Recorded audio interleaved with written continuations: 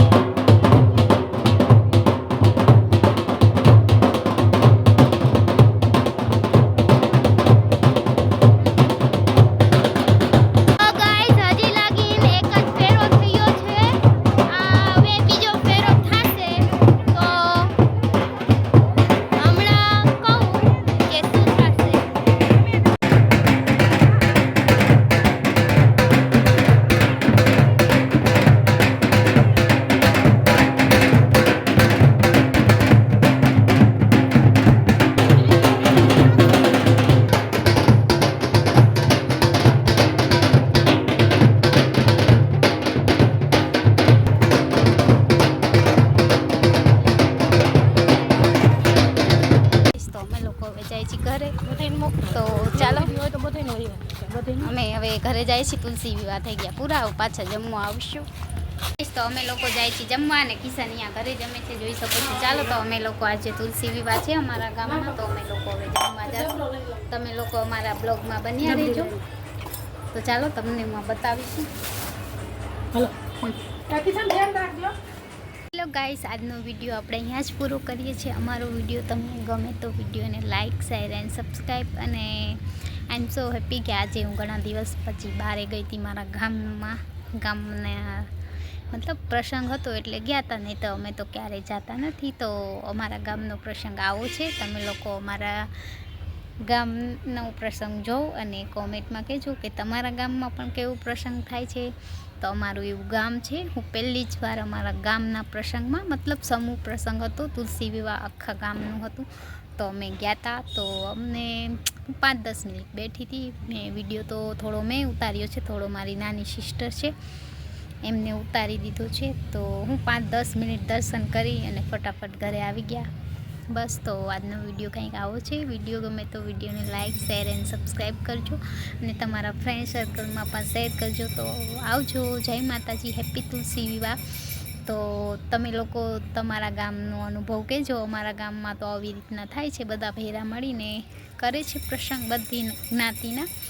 તો તમે લોકો પણ કોમેન્ટ બોક્સમાં કહેજો કે તમારા ગામમાં આવો પ્રસંગ થાય છે.